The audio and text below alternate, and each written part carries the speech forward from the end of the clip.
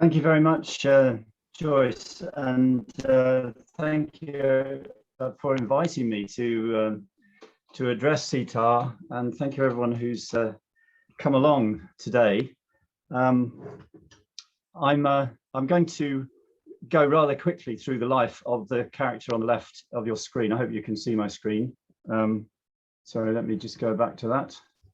I think you can all see my screen. Maybe one of you could just nod if you can. We can. Okay, good. Okay.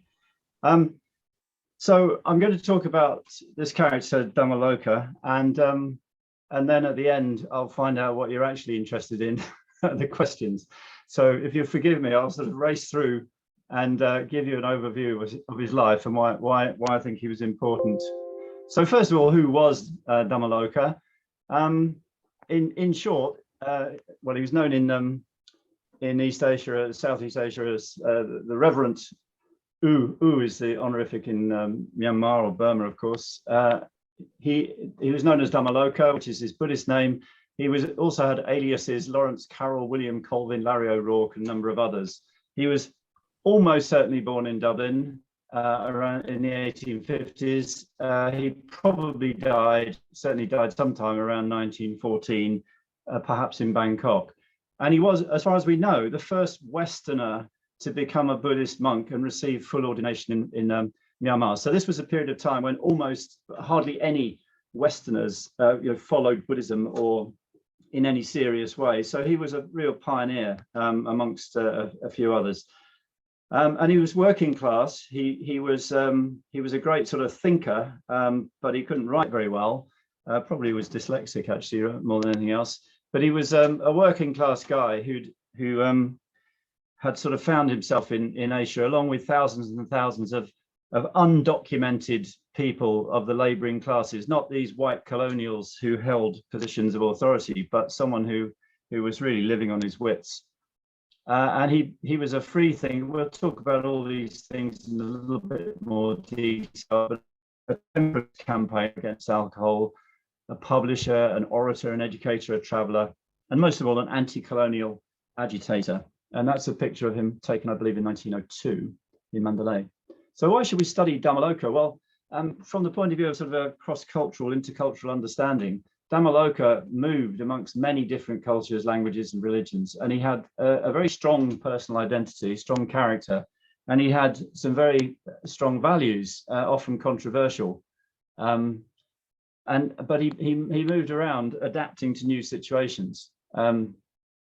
It doesn't always mean that he ended up friends with the people involved, but he knew, he would adapt very effectively. It is also an extraordinary life story. And I've got two colleagues I worked with on this book, Alicia Turner and Lawrence, I nearly said Lawrence Carroll, Lawrence Cox. And the three of us, we have different areas where we specialize, and the three of us work together, and we wouldn't have spent 10 or it's now 13 years on it if it hadn't been an absolutely extraordinary story and a completely forgotten or almost completely forgotten one. And it gives us a window into multicultural working class life in South Asia. And of course, the vast majority of people in the world have always been the workers. It's only ever been a few that have been wealthy and running things. So, and those people are most likely to be undocumented. And Damoloka, he wasn't some kind of white savior who came in and, sort of decided what to do because he was white, although being Irish actually was not quite the same as being white, even in those days. But he was the mouthpiece of Asian strategists. There were Buddhists and others in Asia who wanted to maintain the values of their own traditions, but at the same time modernize to compete with colonial, well, frankly, invasion and occupation of Burma and other places.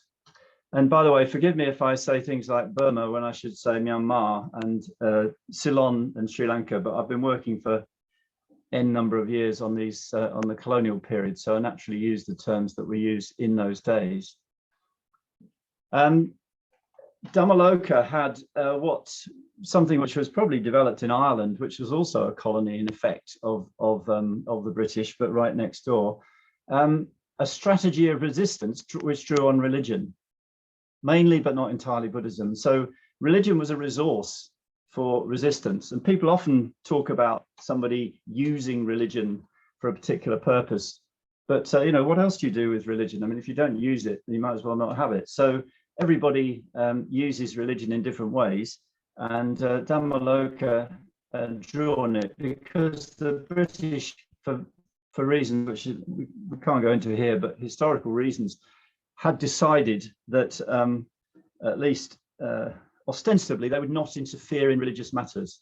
And that had something to do with the situation in the UK and Europe, and governments, you know, wanting not to be drawn into religious debates. But it actually became a source of strength for Damoloka. And his character, he was an Irish, as the phrase goes, a friend of all the world. He wasn't very keen on Christian missionaries because they were part of that. They were part of the way he sort of coded his anti-colonialism in terms of anti-Christian missionaries. But actually, on an individual level, he got on with virtually everybody, even those who didn't like him. And his career was very, very varied, very unpredictable, quite remarkable, very unlikely. We kept finding out things that you know, we thought were completely impossible, and they turned out that he'd done them, and other things that we thought he'd done and turned out that he'd made them up.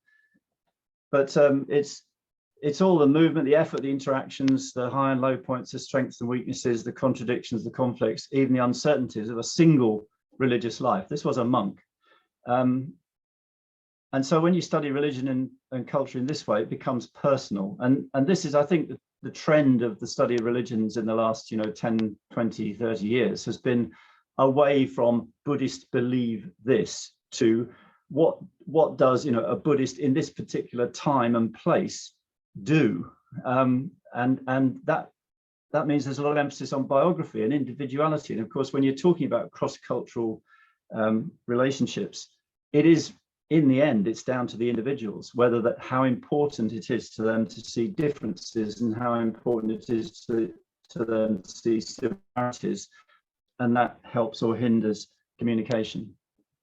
Now, you're probably all experts on Ireland, but if not, this is Ireland. This is 1893, what they call a home rule map, because the Irish were agitating for a long time to get their island back, which they did most of it by 1922, not some bits in the north, which remained part of the United Kingdom. But in those days, it was the United Kingdom of Great Britain and Ireland. And Dublin here, the great port, one of the great cities of the United Kingdom. And just south of Dublin is a place called Monkstown and Blackrock, and this we think is where Damoloka was born. He's not far.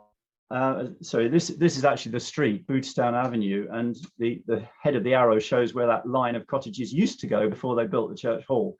So he probably was born there, not in sort of great poverty, but in humble, you know, working circumstances.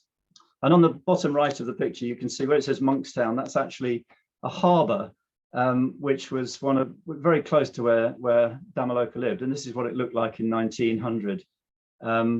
It was called Kingstown. Previously, it was Dunleary, which is spelt these days as seen on the left, but pronounced Dunleary.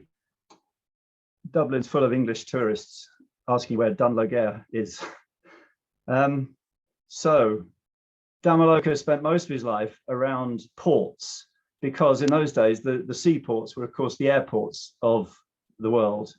If you wanted to get anywhere of any distance, then you had to go by ship and train, if there was a train. But certainly, these great cities were the port cities. And just very briefly, for those of you who like maps, there's Ireland. And Damoloka set off probably about the age of 15, headed for New York, like so many Irish people. He was a tramp, a hobo, going across America, and then he apparently got a job on a steamer from San Francisco to Yokohama in Japan, and he went back and forth a few times. And then he says, this is all according to him, because we don't have any really verifiable independent evidence. We don't really know his name. So we've kind of constructed a history up to 1900 when he becomes a public figure in Burma. But he had about 45 years when he was somehow came from Ireland to South Asia or Southeast Asia. So he says he was thrown off the boat in Yokohama, probably for drinking or fighting, and he made his way down to Singapore. He, at some point, almost certainly was in Thursday Island, which is on the sort of northern tip of Queensland in Australia. And but we don't know when, it was sometime during his sailing years. And then he found his way to Rangoon, the new British capital, and that became his base for the next 10 years, although he didn't spend a huge amount of time there because he was a great traveller. He may have spent some time in Ceylon in Sri Lanka as well. There are lots of different theories. Some say he was from Australia, some say he was from America, most say he was Irish, some say he was a pearl diver in Sri Lanka, some say he was a Salvation Army officer, and that's where he learned to address large crowds and so on. So there's lots of speculation about who he was, but this became his world. This square here represents Damoloka's world, really, from the time he was ordained until the time of his death. He didn't ever go back to Europe during this period. So just to recap that in text, as it were, and a picture, this is not that, well, unless by an extraordinary coincidence, this is this random picture of a sort of sailor from the 1900s is not Damoloka. It would be amazing if it was, wouldn't it? But that's what he would have looked like. You know, he said he had a fine moustache, and you know, of course, he had a good head of hair and all that. And so he went from Dublin to Liverpool to New York, possibly Australia. Ended up in San Francisco. Then he certainly went to Thursday Island at some point, and he ends up as a tallyman in the Rangoon docks, which is someone who's trusted to count the cargo in and out, which is of course a sort of middle management job. Where you have to kind of keep your boss on side, and you also have to keep the lads working in the docks on side, because I'm sure not everything gets tallied. And the most likely story, one which he tells himself, is that he became a Buddhist through meeting Buddhists, through getting to know Buddhists, and you know, he didn't sort of go to the East with the intention of becoming a Buddhist monk or anything like that. He didn't have a romantic idea. He became a Buddhist through his association with friends at the Tavoy Monastery in Rangoon. And so in 1900, that man turns into this man. Now, I just wanted a brief excursion on things which I'm probably, you know very well, but they are very relevant to understanding this period. Things, you know, life is changing rapidly at the moment, but in the late 19th century, there were radical changes taking place in all sorts of spheres, which we now just take for granted, more or less. So compulsory free education, certainly up to the elementary level, is spreading across the world, and lots of emphasis on opening schools. I mean, that was one of the things missionaries did, because there was a perceived a need for people to be able to read and write, which there hadn't been in previous centuries, perhaps. And it was this was made possible by mass printing and publication, newspapers, magazines, books, and leaflets. And you could use these, rather like we use the internet these days, to create imagined communities, including nations, including a sense of sort of cultural homogeneity. You could belong to a group through your magazines, just as we belong to a group through the internet these days, and get your view of the world mediated that way. There's a Universal Postal Union from 1874, meaning something we take for granted, which is if you post a letter here to India, they'll deliver it in India without arguing. And the reason for that being that if they post one in India, they'll deliver it here. And that required a huge amount of negotiation, and people were very suspicious of having other people's mail and parcels being taken through their countries and so on, or empires. Then steamships, the aircraft of the late 19th century, fast, safe, reliable. If you have a steamship, you don't rely on the wind, and you can sort of point it in the direction you want to go, and it goes. And that meant that you could predict more or less when you were going to arrive. And also, with the help of the railways, you could get to where you wanted to go inland faster and faster. And what is often forgotten, the telegraph, the Victorian internet, instant global communication. So in Bangkok, for example, the telegraph was there in 1875, before the introduction of the mail service. And with the telegraph, you know, the operators were very fast, and something would happen in London, which could be reported instantly within a minute or two to Bangkok or Calcutta or wherever. And that could then be put overnight into the morning newspaper, which is then delivered. And then you wake up in the morning and you read it in the papers. So more or less exactly what happens now. And this is more than 100 years ago.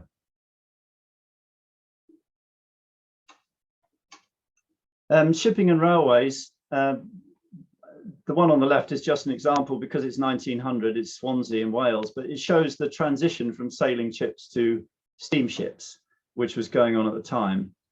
And then on the right is the survey map of the Siam or Thai railway network around 1890. And the surveyor was someone called James McCarthy, who was almost certainly Irish, judging from his name.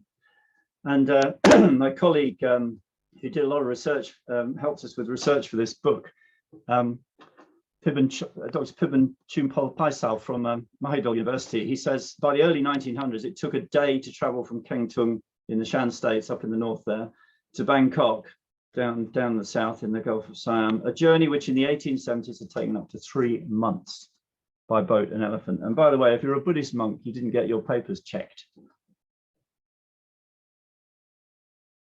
And if we look at the spread of the telegraph, this image on the left shows you from the UK on the extreme left all the way down to Australia. So you're really talking about telegraphs through the British Empire at the time, or the East India Company and so on. 1866. So 35 years later.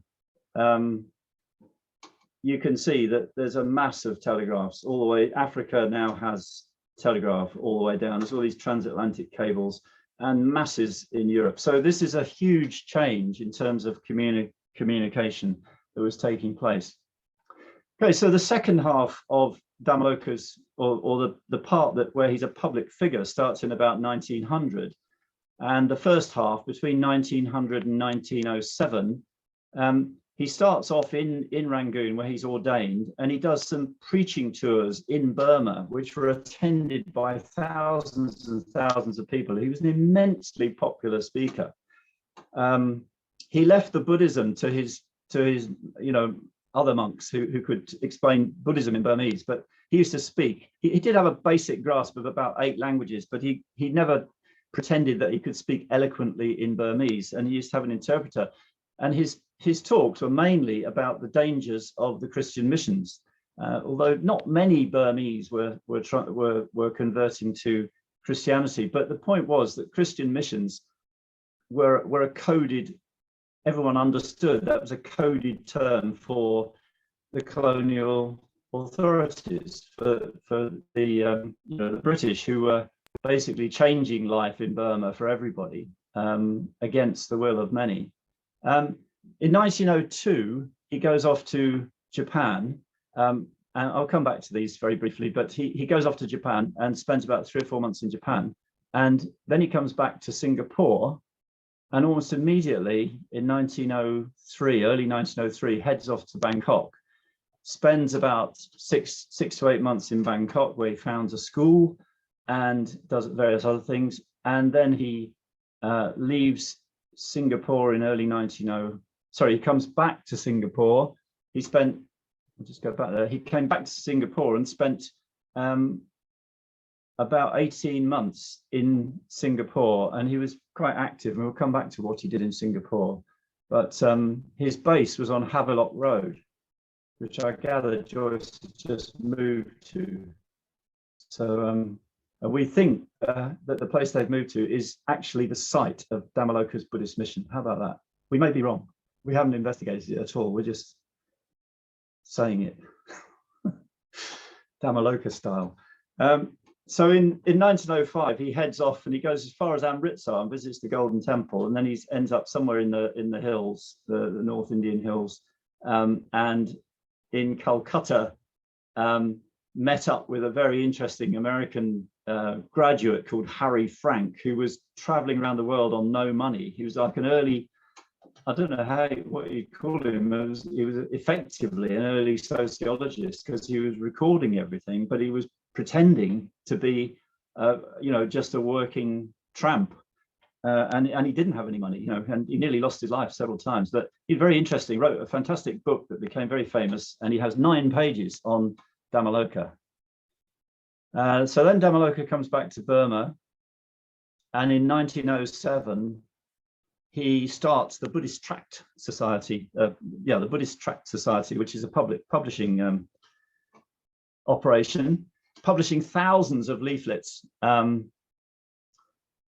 And then in 1909, he's off to Sri Lanka, and there's a very controversial tour, about 3 months, where he's gives over 40 lectures on his theme of the dangers of sort of Christian influence, meaning colonial influence. Very controversial at the time. The British were getting very nervous about anti-British feeling, and finally, he comes back to what was then the Strait settlements, Malaya and so on, and now Malaysia, and he spends quite a bit of time in Penang and other parts, addressing audiences of Chinese, of Hindus, and so on. So religion, he had a very broad view of religion. He wasn't that bothered about any border between Buddhism and other religions. He was interested in values and how people behaved, not what they believed. So finally, in 1912, well, not finally actually, but a lot of people thought so, he arrives in Australia, and possibly after that goes to Cambodia, and eventually he died, we think, in Bangkok in 1914, but there's no record of his death. And one of the reasons for that is that there'd already been obituaries published after he went to Australia, but he wasn't dead. I'm going to skip this because it just says what I've pretty much said, except that I'll just draw attention to the first one. In 1901, he confronted a British policeman who was wearing shoes on the grounds of the pagoda in Rangoon, and said, "You shouldn't be doing that." Now, the point is, the British policeman was a Sikh, as many British policemen were in those days, from India. 56% of the population of Rangoon in those days was not Burmese. They were from all over. It was a great sort of place to come to make your fortune, if you were lucky. And the point was that there was a kind of understanding that the Europeans were allowed to wear shoes because that's what they would do in church, but the Asians, whoever they were not supposed to wear shoes because they wouldn't wear shoes in their own temples and holy places. And so Damoloka confronted this guy, and it's called the shoe question. And Alicia Turner, one of our co-authors, has written a lot on this topic. She's a Burmese Buddhist expert, and it became a really big issue in the Japanese sort of nationalist movement in the 1920s. Damoloka's role in it is completely forgotten in Myanmar, of course, because he wasn't Burmese. And just to go to 1910-11, he's charged with sedition, and there's a trial in Rangoon. Oh, and I just want to say one thing, that in those days, of course, when we look back on those days, everything's in black and white, and I think we get a bit of a sort of dim view, no pun intended, of the 19th century, and it was very colourful. And so there's a very talented artist called Rosemary Taylor in Cork, and we asked her to bring Damoloka to life, and this is what she did. So this is our image of Damoloka, the best one we have. As far as we know, there are only these 2 photographs existing. Now, this is another monk, because although there's some speculation about who was the first Western Buddhist and all that kind of thing, which is not that interesting a question, but it's, people find it interesting. Over the centuries, given that Buddhism's been around for 2,500 years, it's probable that hundreds, if not thousands, of Europeans at some point became Buddhist monks. and they took a Buddhist name and they went to a monastery and they disappeared and nobody took much notice. And this guy, we don't know his name, but we do know that he was an eminent British officer in Burma, which could mean military or civil service. We know that he used to spend time as a monk in the Burmese monasteries. We don't know anything about him. This photograph was published in 1895 in an illustrated London newspaper, just because they had it, I think, and they must have somebody must have supplied it. There was a big India exposition going on at the time, and they thought this would be interesting. But I think the guy involved had died. Now that would have put him as practicing his Buddhism in Burma probably around 1885, 1890.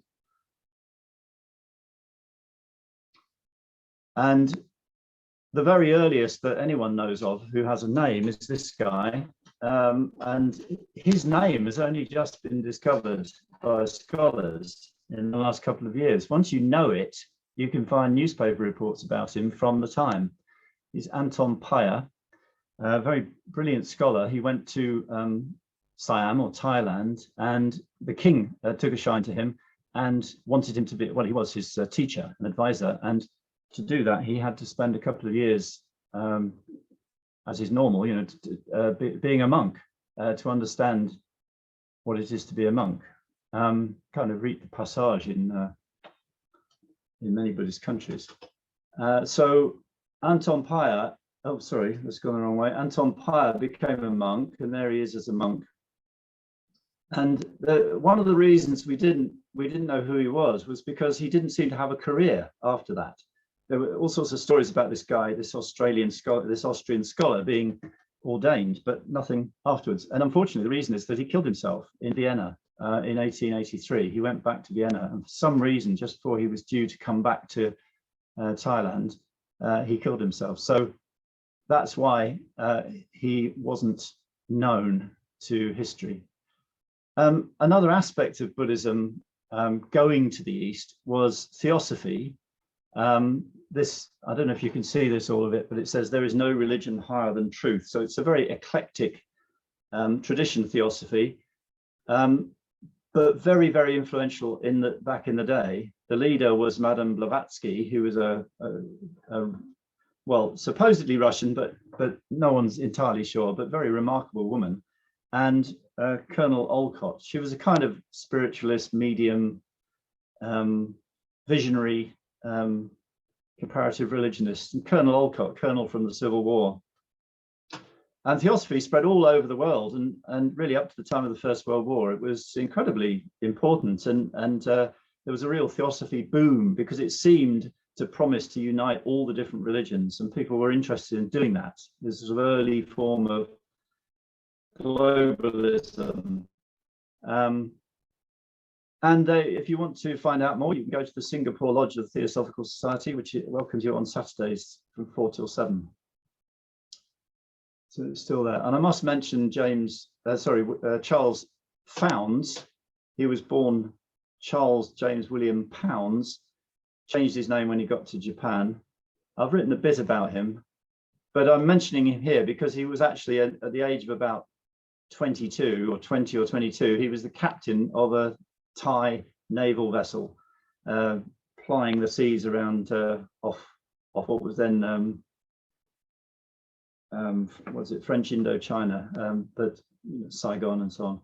And then he was also much later, he was the first Buddhist missionary to London, completely forgotten in the history of Western Buddhism until we discovered him sort of alongside Damoloka. And there's a book about him. Here he is in 1904, back in Japan, wearing Shingon, Buddhist gear.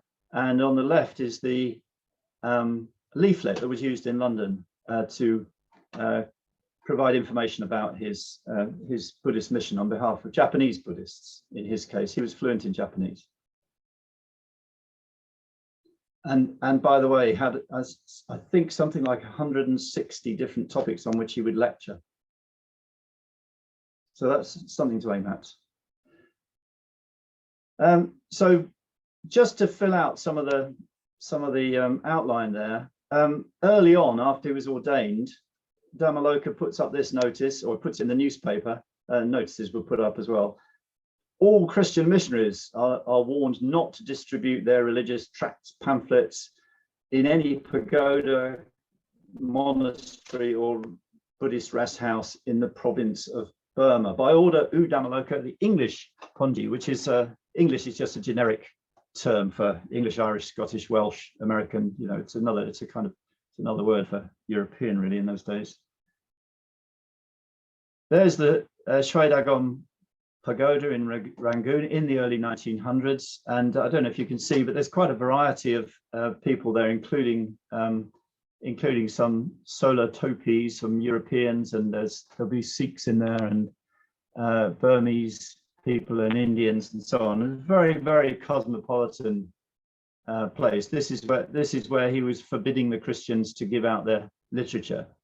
And what he used to say, and this became a kind of meme for him, you know, a memorable phrase: European missionaries, he said, bring the Bible, the bottle, and the Gatling gun. Well, to be fair, not many missionaries brought a Gatling gun with them, and perhaps not all of them brought a bottle of whiskey, but that shows that he wasn't really talking about Christian missionaries. He was talking about British colonialism and British colonial values that were being imposed on Asian cultures, particularly Buddhist cultures in his case. Now, I have to bring you this because it's such a fantastic picture that goes with it. Not this one, but the next one. On one occasion in Mandalay, it is said, female devotees laid out their hair. They spread their hair on the road for the monk to walk on, which is a sign of respect for a member of the Sangha. But 10 years later, when Harry Frank, this American traveler, went back, he wrote his book about Damoloka. We called him Damalaku. When he wrote his book, the newspapers picked it up. It was a bestseller, and a newspaper illustrator read this and was inspired to come up with a pictorial representation of Damalaku walking on the hair of these female devotees, and here it is. And the more you look at it, the more wrong that is in so many ways.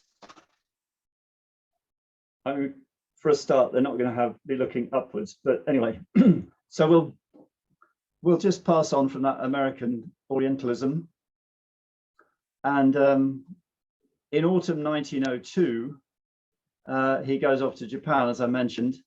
There's just a image of Japan at the time. You know, Japan was modernizing very, very rapidly, and Damoloka arrived at a time when there was an international association of Buddhists that was being formed in Japan. They were the Japanese were imperialists, just like the British, and most European nations, and they saw things. They thought, you know, we're the ones to organize this, so we're Buddhist and we'll take over. Well, Damoloka actually was quite shocked by Japanese Buddhism. He said that they were drinking and they don't follow the Buddhist rules. But on the other hand, he was very inspired by their energy and their enthusiasm. And he said, you know, the Burmese are, you know, they're a bit sleepy and, you know, they need to sort of wake up. So there's a constant refrain that if you want to resist the colonial values and traditions, you've got to be more energetic than they are. But the trouble is that they're very energetic in spreading their values. So if you become too much like them, you know, you lose your, it's a usual paradox, cross accommodation. And he turned up in various things. He's quite well documented this, both in Japanese and English. And this is a newsletter of Takanawa Buddhist University, which was sponsoring this association. There's Damoloka actually later on, after the founding of this organization. And he was the only, as far as we know, the only foreign Buddhist on the stage at the ceremonial launch of this organization, which is pretty good for basically a tramp from Dublin. So, you know, he was pretty adaptable, and he was interviewed by the Nippon newspaper. And there are 9 interviews. He talks about all kinds of aspects of Japan and Burma and so on. So a very fruitful, if brief, trip. Then he went back to Singapore, and he said, it says here, it says he's the president of the International Young Men's Buddhist Association. So he went to Japan. He was on the stage, but when he came back, he was the president. But nobody in Japan knew that. It was just a sort of Damoloka's way of getting people to listen to him. I think he was quite keen on titles and letters after his name. And it says he's traveling through Siam, through Thailand to Tibet, to Lhasa. And he's held a conference of the principal Buddhists, and a capital photograph of the group was taken. I would love to find that photograph. I'm sure it's long gone, but it says a more cosmopolitan assemblage, it would be hard to find. In other words, there were so many different types of Buddhists in Singapore, and they all gathered, and Damoloka got them together. And he did this also later on, a year later, at the Buddhist New Year in 1904. He was back in Singapore, and he got all the different Buddhist groups to coordinate a celebration of the Buddhist New Year, which was the first time they'd actually got together to do it. So this was his mission in life, was to get all the Buddhists on the same page, backing, values of Buddhism, but at the same time, modernizing, educating people, and also resisting what were effectively Western values, the ones he didn't like anyway, drinking and so on. Well, that photograph was taken just about towards the end of the Great Delhi Durbar of 1902-1903, which was an amazing event, bit of sort of imperial spectacle. All the the viceroy and everybody was there, but so were all the Indian Maharajas, brought all their jewels and elephants with candelabras on their trunks and goodness knows what. You can actually see some movie of this on YouTube if you look up the Delhi Durbar, and it's quite astonishing. But in amongst it were a group of effectively tribal chiefs from the Shan states, and there's a photograph of them. 9 or possibly 10 of them here, and the one we're interested in is the guy here at the front. He's described as the Salwa or Salwa of King Tung, which is one of the Shan states, and he'd gone to the Durbar thinking he was quite something, and he was a ruler, he was a Shan chief. And then when he got to the Durbar, he realized that really he was not very important in the grand scheme of things. I mean, he really got a sense of I need to do more to make my mark. And he was quite enterprising, and I think he'd been in touch with Damoloka, and I think he thought that it would be possible for him to become recognized as a kind of patron of reformist Buddhism, which was had quite a lot of energy and drive behind it. So he met up with Damoloka at the Singapore docks. These are the Singapore docks in 1900. And off they went to Bangkok, and they arrived on the boat to Singapore, and there was an interview with Intaleng, and there was an interview with Damoloka. They had all their PR sorted out. They were both interviewed on the boat before they ever got off, and they made quite an impact, or Damoloka made quite an impact, and also the Intaleng sorted out some diplomatic problems with the Bangkok government and so on. So Damoloka decided he wasn't going to go to Tibet after all, and he started a school in a monastery on a monastic site. And again, Dr. Chimpol Paisal, who's investigated this, have found that this school still exists, which is pretty good. And that is, or was, its sign. It's apparently disappeared now, but this was its sign in 2014. And if you look at the symbol up the top there, we got a graphic artist to produce it. And what you can see, I don't know if you can see my cursor. Can you nod your head if you can see my cursor? Yeah.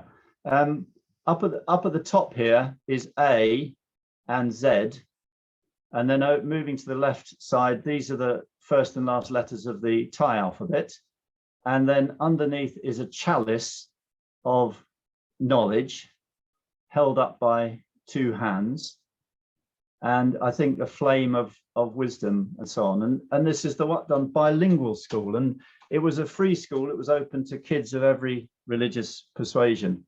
It started off as a Buddhist school, but by Buddhism, Damoloka meant anybody who needs an education. A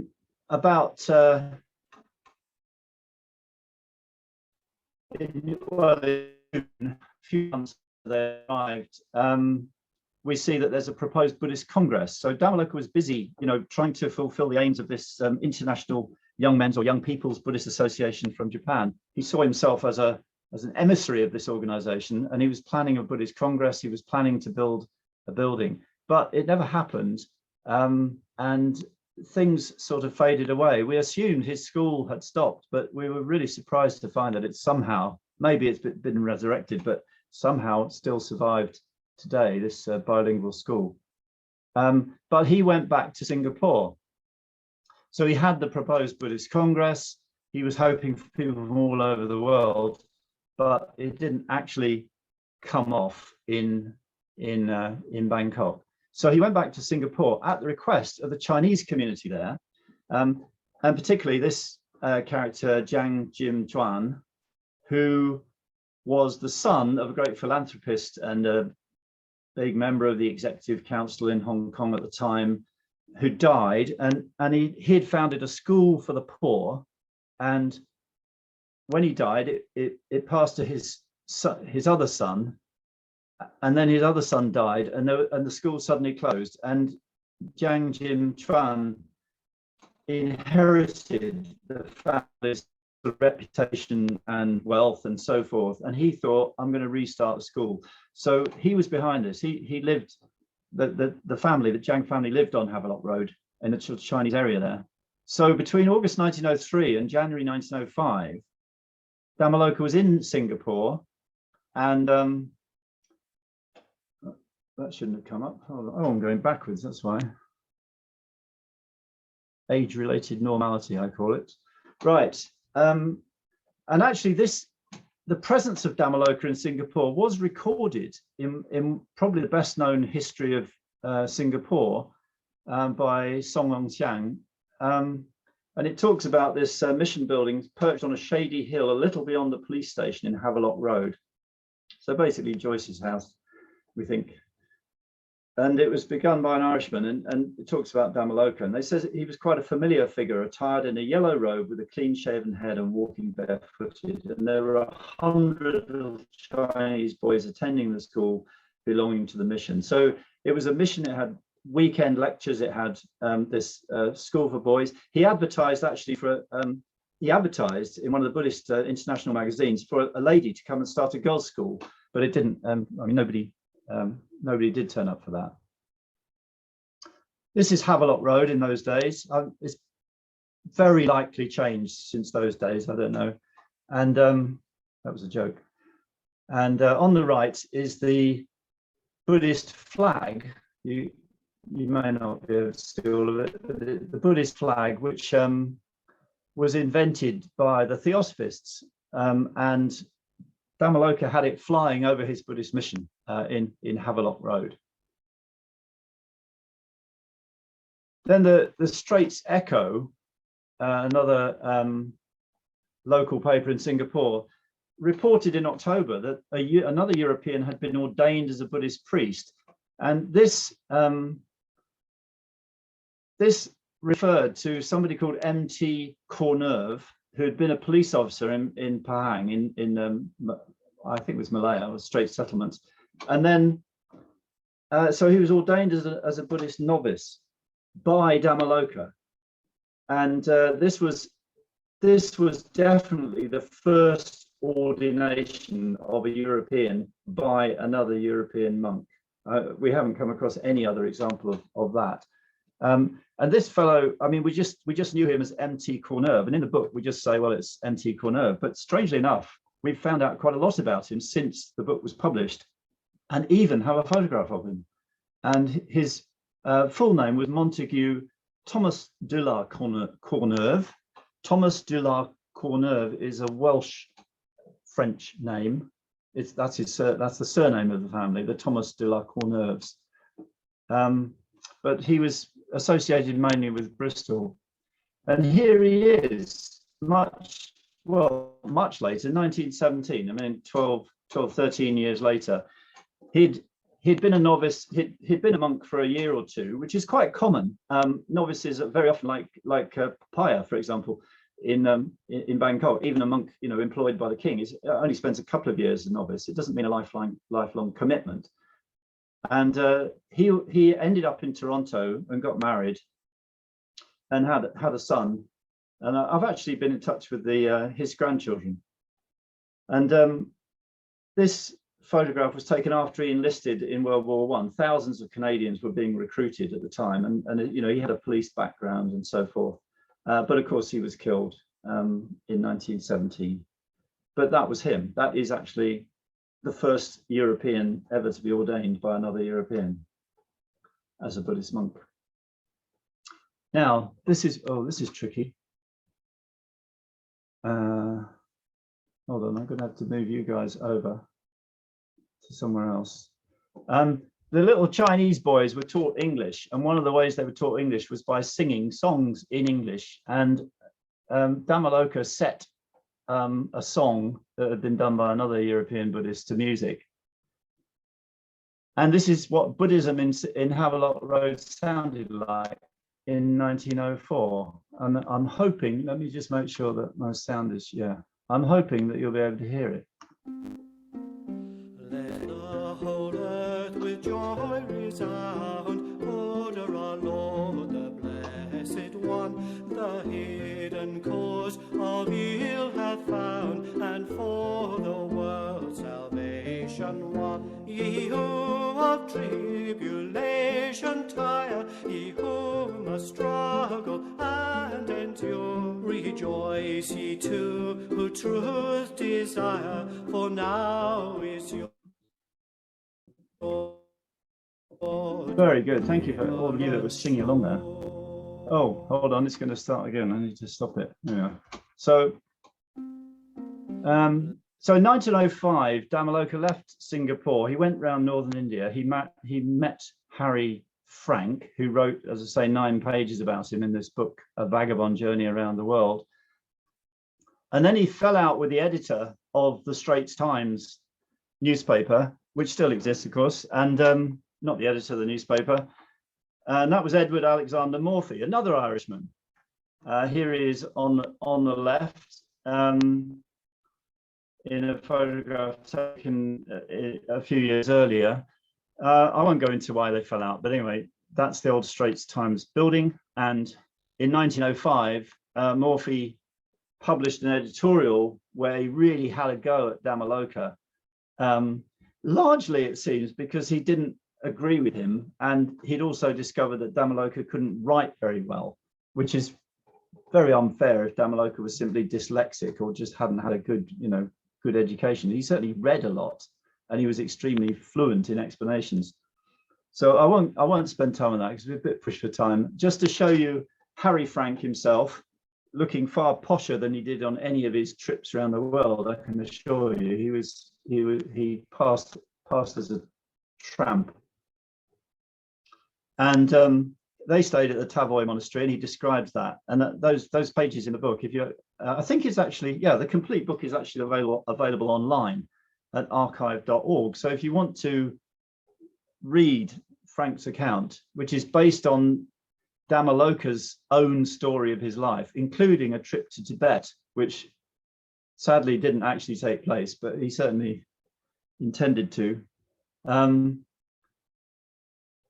That's actually available, quite easily available online. So 1907, he launches the Buddhist Tract Society.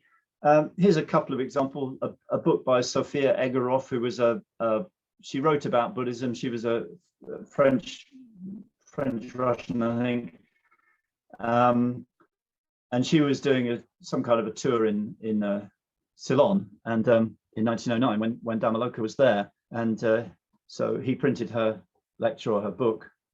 But these books, these tracts that he put out, were full of all sorts of other things, criticisms of other temperance lodges, arguments about atheism, all sorts of things.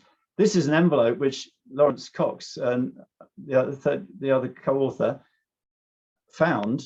I mean, he has the real envelope at home. Found it on eBay, and it was addressed to A.V. White. It's from the Buddhist Tract Society from Damoloka.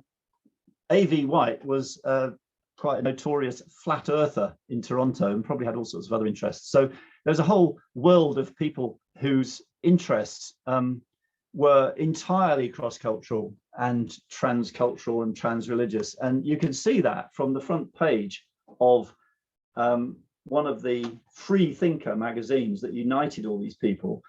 The Truth Seeker, it says, devoted to science, morals, free thought, free discussion, liberalism, sexual equality, labor reform, progress, free education, and whatever tends to emancipate and elevate the human race. So I think we'd all sign up to all those, wouldn't we? Which just shows how effective these campaigns were, opposed to priestcraft, ecclesiasticism, dogmas, creeds, false theology, superstition, bigotry, ignorance, monopolies, aristocracy, privileged classes, tyranny, oppression, and everything that degrades or burdens mankind mentally or physically. So I think we'd all agree that all those things are bad. Now, you have to remember, of course, that Damoloka was a monk. He was a cleric. He was an ecclesiastic. So when we talk about atheism and free thinking and say that, oh, free thinking means atheism, it doesn't necessarily mean anti-religious. You know, when you start including Buddhism in these discussions, of course, Buddhism is not a theistic tradition, and Damoloka saw absolutely no contradiction between being a Buddhist monk and preaching atheism, you know, supporting atheism and free thinking and so forth. So then there's a whirlwind tour of, yes, we have to finish. We do, but also just before then, I have a quick question from Vincent, who has to leave. So just before he does, if I can quickly ask it. He's asking, he says, brilliant review, extraordinary life story. One question, is there any trace of Western women involved in similar life journeys? Not as nuns, but yes, and there's books on that. If you Google sort of women Buddhists, Ceylon, so forth, you'll find a number of, I can't remember offhand the titles, but there is a literature on that, certainly. Yes, I don't have a kind of detailed knowledge, but there were a number of women. They tended to be lay Buddhists. That is to say, they weren't ordained because they couldn't be ordained in Southeast Asia as nuns. The female ordination had pretty much died out in Southeast Asia, which is why there's a big move these days to try and get it back in. But they certainly had a role in Buddhist revival, as it's often called. How are we doing for time, Joyce? Because I wasn't. Well, we're officially over time, we're very happy to let you carry on, and those of those who do have to leave are welcome to leave. But if you want to ask any questions beforehand, but yeah, it won't be long now. No, it's too interesting, is it? I just say that. In Ceylon, again, we have a whole chapter on his Ceylon tour and all the stuff. As Lawrence observed, a lot of it is like backstage at a rock concert, because he was giving lectures, but backstage there are all these issues about, how it was being done and who was organising it and whether he felt up to speaking. And it's a great story. But one of the things he said in one of his lectures, these are all preserved, or many of them preserved in Sinhala newspapers, There's a group of natives in New Zealand called Maori. The Christian missionaries who came to them advised them to look up at the sky and pray to God, then you will be blessed. Maori people responded saying, when we look up and pray, you steal the earth below our feet. Now that story was not new to Damoloka. It was published in a British newspaper probably in the 1880s, but it was a Maori then who said it. But the last time I heard it told was by Desmond Tutu, and it was sort of set in Africa. You know, when the missionaries came to Africa, they said to the African. So it was a really effective and lasting point that he's making. And of course, linking, you know, the Bible with stealing your land, well, it resonated particularly in Ceylon, where a lot of Ceylonese families had been, you know, I don't say tricked, but I mean they'd lost their lands, they'd lost their heritage. The guy who organised the tour was Dharmapala. Anagarika is like sort of reverend, but he's a lay monk, if that's possible. He's not a monk, but he's not a layman, and he's very famous, and there's plenty about him. He's known all over the world, but he was the one who organised the tour. So in 1909, Damoloka was considered important enough to bring him to Ceylon for a 3-month tour, in which he gave something like 48 lectures in different parts of Ceylon. So this is the impact, you know, this working class lad from the Dublin docks, more or less. That's what he was doing by 1909. But again, there was a hurried departure because he was very controversial, and because the authorities were getting very nervous about criticism, you know, drawing on religion to criticize colonial values. And in fact, the day he left, the Legislative Council, I'm sure this was no coincidence, the Legislative Council passed a new law saying that preachers could not criticize other religions. So, you know, he actually, he's very effective, Damoloka, effective. If you're on his side, it was great. So in 1911, he gets involved in a court case towards the end of 1910, and it culminates in an appeal against him. He's bound over to keep the peace against sureties of several thousand rupees for a year, and he appeals against it, and it goes to court, and there it's recorded in the Criminal Law Journal, and here it is. The Lower Burma Chief Court in Rangoon, President Mr. Justice Toomey. Now, Justice Toomey was Irish, and he was from Cork, from my university. Or not, he wasn't from my university, but he didn't go, he went to London University, but he was born. I mean, I've been to his house. He's not there anymore, but I've been to his house just outside Cork. So he was an Irishman, and the emperor, who was the respondent, because it's an appeal, but basically the prosecutor, is George V, who's now the emperor of India. And I don't know how much of any of this you can see, because I've got, anyway, he's the emperor. He's now the emperor of India, just taken over from his dad. And Damoloka, of course, is the defendant, or in this case, the appellant, the applicant. And so what you have in the court is Damoloka with a shaved head, an orange robe, and bare feet. In other words, you know, in the uniform of a Buddhist monk, the costume of a Buddhist monk, if you like, facing Justice Toomey. They're both Irishmen, facing Justice Toomey, who's wearing, in those days, a black robes and an elaborate judge's wig, and no doubt has shoes on. So this is actually how we open the book, with this dramatic encounter in the courtroom in Rangoon. And sorry, I have to go back there. What he was charged with was intention to provoke animosity or enmity between, it says here, Christians and Buddhists, but technically in the law, it's between different classes of Her Majesty's subjects, His Majesty's subjects. So you could be under the Indian law, which bore no relation at all to law that governed the British in Britain, special Indian law to keep the natives in order.